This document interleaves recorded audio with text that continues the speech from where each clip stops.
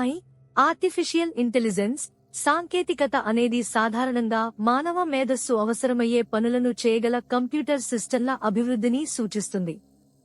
ఈ పనులు సహజ భాషను అర్థం చేసుకోవడం, నమూనాలను గుర్తించడం, సంక్లిష్ట సమస్యలను పరిష్కరించడం, అనుభవం నుండి నేర్చుకోవడం మరియు నిర్ణయాలు తీసుకోవడం.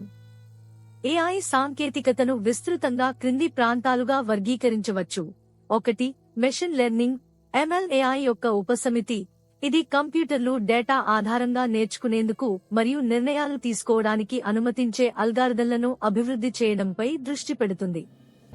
ఇది పర్యవేక్షించబడిన అభ్యాసం, పర్యవేక్షించబడని అభ్యాసం మరియు ఉపబల అభ్యాసం వంటి పద్ధతులను కలిగి ఉంటుంది.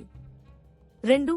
Natural language processing (NLP). AI యొక్క ఈ ప్రాంతం సహజ భాష ద్వారా కంప్యూటర్లు మరియు మానవుల మధ్య పరస్పర చర్యతో వ్యవహరిస్తుంది. NLP మానవ భాషను అర్థవంతంగా అర్థం చేసుకోవడానికి మరియు ప్రతిస్పందించడానికి యంత్రాలను అనుమతిస్తుంది. అప్లికేషన్లలో చాట్బాట్లు, అనువాద సేవలు మరియు సెంటిమెంట్ విశ్లేషణ ఉన్నాయి. 3. Computer vision. AI యొక్క ఈ శాఖ ప్రపంచంలోని దృశ్యమాన సమాచారాన్ని అర్థం చేసుకోవడానికి మరియు నిర్ణయాలు తీసుకోవడానికి యంత్రాలను అనుమతిస్తుంది. ఇందులో ఇమేజ్ మరియు వీడియో రికగ్నిషన్, ఆబ్జెక్ట్ డిటెక్షన్ మరియు ఫేషియల్ రికగ్నిషన్ ఉన్నాయి. 4. రోబోటిక్స్. రోబోట్ల సామర్థ్యాలను మెరుగుపరచడానికి AI ఉపయోగించబడుతుంది. వాటిని స్వయంప్రతిపత్తితో పనులు చేయడానికి వీలు కల్పిస్తుంది.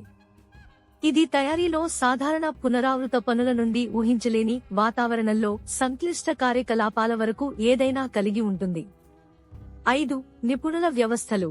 ఇవి నిర్దిష్ట డొమైన్లలో మానవ నిపుణుడి నిర్ణయాత్మక సామర్థ్యాలను అనుకరించే AI ప్రోగ్రాంలు.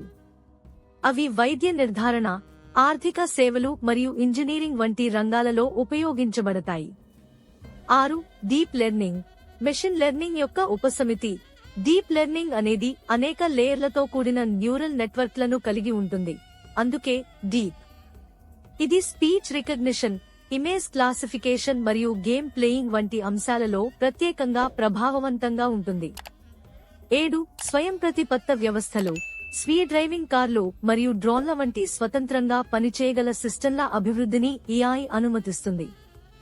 AI సాంకేతికత వేగంగా అభివృద్ధి చెందుతోంది మరియు హెల్త్ కేర్, ఫైనాన్స్, విద్య మరియు వినోదంతో సహా వివిధ పరిశ్రమలలో ఏకీకృతం చేయబడుతోంది. టాస్క్లను ఆటోమేట్ చేయడం, నిర్ణయం తీసుకోవడాన్ని మెరుగుపరచడం మరియు మానవులు మరియు యంత్రాల మధ్య పరస్పర చర్య యొక్క కొత్త రూపాలను ప్రారంభించడం ద్వారా ఇది సమాజాన్ని గణనీయంగా మార్చగల సామర్థ్యాన్ని కలిగి ఉంది.